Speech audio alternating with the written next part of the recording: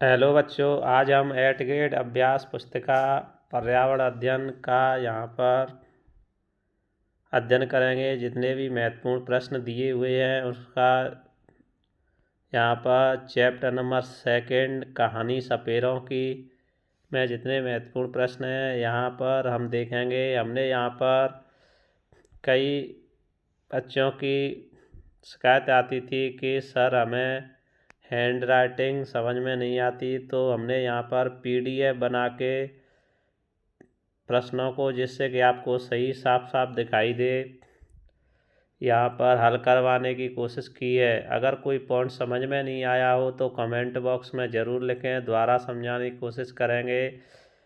चलते हैं बिना टाइम वेस्ट किए अपने प्रश्नों की ओर। प्रश्न क्वेश्चन नंबर 1.1 का अ वाला है भाग है, जिसमें आपको ऑब्जेक्ट टाइप क्वेश्चन दिए हुए हैं। सही आंसर हमने यहाँ पर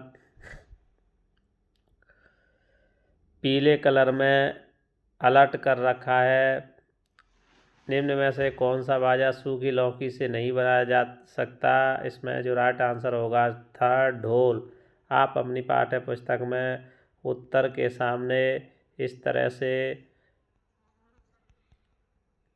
ढोल लिख सकते हैं, इस तरह अपनी पाठ्य पुस्तक में भर सकते हैं। चलते अगले नेक्स्ट क्वेश्चन देखते हैं। ब वाला क्वेश्चन है। ब वाले क्वेश्चन का राइट आंसर होगा, यहाँ पर आपको दिखाई दे रहा है सांप। मैं किसान का मित्र कहलाता हूँ, किसानों की फसल चूहों से बचाता हूँ। त्योहारों पर मेरी पूजा करते हैं किसान, तो इसका आंसर होगा सांप। चलते अगले नेक्स्ट क्वेश्चन नंबर 7। भारत देश में पाए जाने वाले सांपों में से जहरीले सांपों का समूह है। इसका राइट आंसर होगा फोर्थ नाग दुकोइया करैत। नाग दुबोइया करैत। इस तरह से अगला नेक्स्ट क्वेश्चन नंबर 10। एक लड़की काले कपड़े पहनकर सांप की मुद्राओं में नृत्य कर रही थी। यह नृत्य क्या कहलाता है? इसका राइट आंसर होगा थर्ड कालबेलिया। इस तरह आप क्वेश्चनों के आंसर अपनी पाठ्य पुस्तक में वीडियो रोक रोक करके आसानी से भर सकते हैं। चलते हैं अगले नेक्स्ट क्वेश्चन नंबर 1। हमारे देश में पाए जाने वाले कुछ सांप जहरीले होते हैं। इस तरह आपको यहाँ पर यह गलत हो गया है, इसको छोड़ के जो अपना फर्स्ट प्रश्न है उसमें जो रिक्त स्थान है उसमें आपको जहरीले भरना है। सेकंड, सांप के जहर से बचाव की दवाई सीरम सांप के जहर से बनाई जाती है। सेकंड जो रिक्त स्थान है उसमें आपको सांप भरना है। तीसरे में रोजी रोटी भरना है।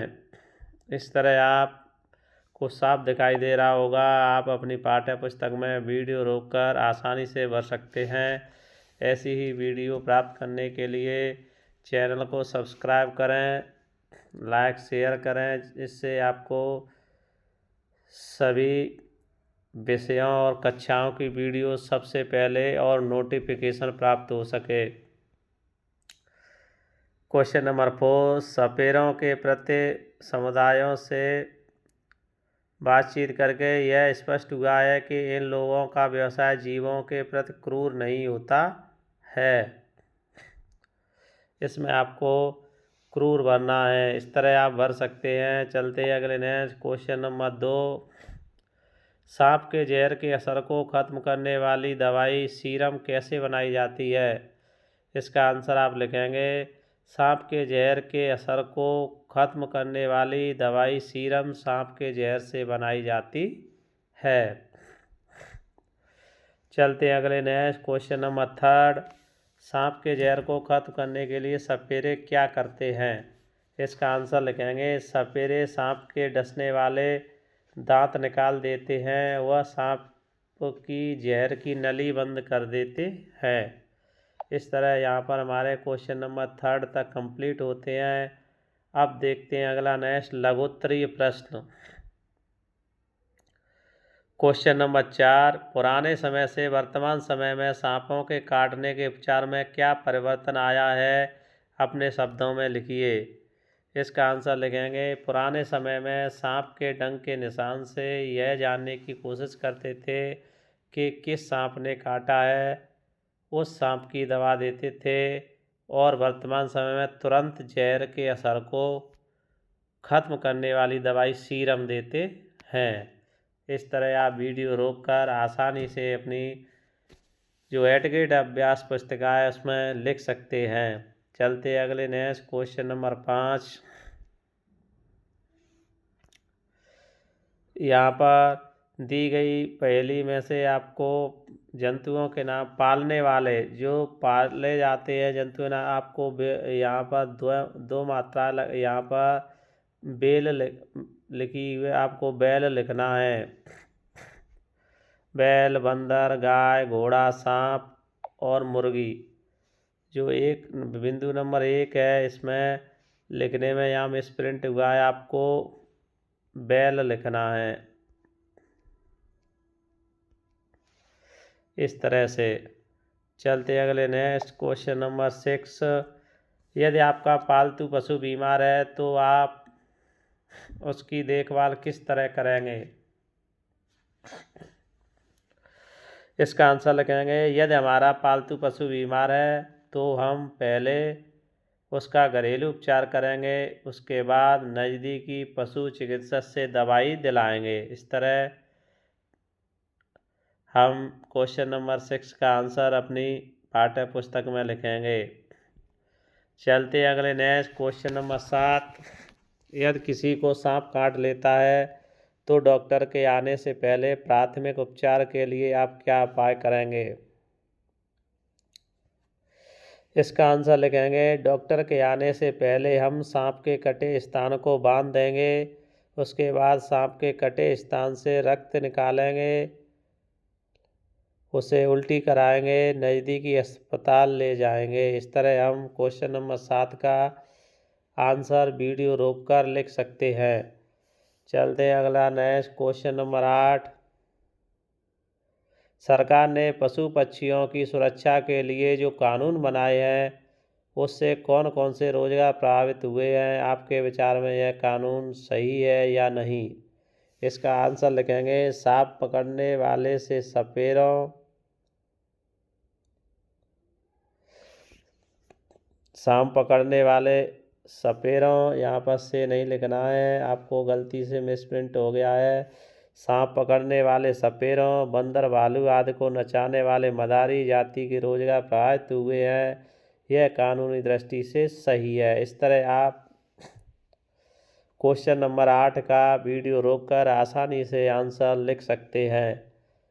अब चलते हैं नेक्स्ट दीर्घ उत्तरीय प्रश्न। Question number 9। राजू के खेत में सांप को देखकर वहां खड़े लोग उसे मारने का प्रयास करने लगे, परंतु राजू ने उन्हें सांप को मारने से रोका। सोचिए और बताइए कि राजू ने ऐसा क्यों किया होगा। आप राजू के स्थान पर होते तो क्या करते।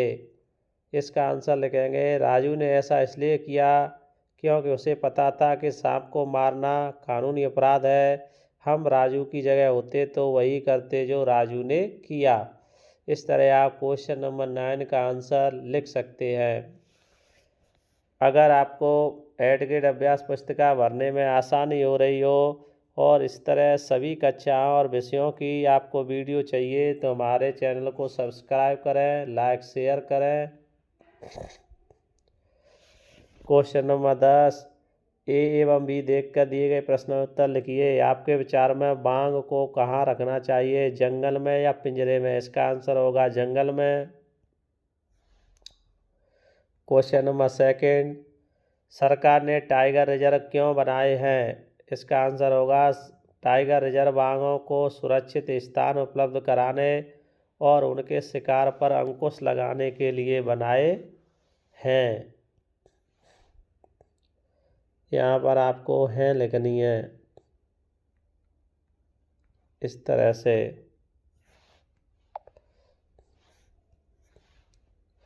यह गलत हो गया है, इसकी जगह आपको है लिखनी है। क्वेश्चन नंबर 3, आपने सर्कस में कौन कौन से जीव देखे हैं? सर्कस के जीवों के प्रति आप कैसा महसूस करते हैं? इसका आंसर लिखेंगे, हमने सर्कस में शेर, चीता, हाथी, बंदर, भालू आदि जीव देखे हैं। जीवों को स्वतंत्र घूमने देना चाहिए, यह अमानवीय गलत कृत्य है। इस तरह आप क्वेश्चन नंबर 3 का आंसर लिख सकते हैं। अब देखते हैं अगला नेक्स्ट प्रोजेक्ट कार्य। प्रोजेक्ट कार्य में आपको यहाँ पर आपके आसपास अपनी आजीविका के लिए जीव जंतुओं निर्भर लोगों का पता लगाकर सारणी बनाइए। तो हमने यहाँ पर इस तरह सारणी बनाई है।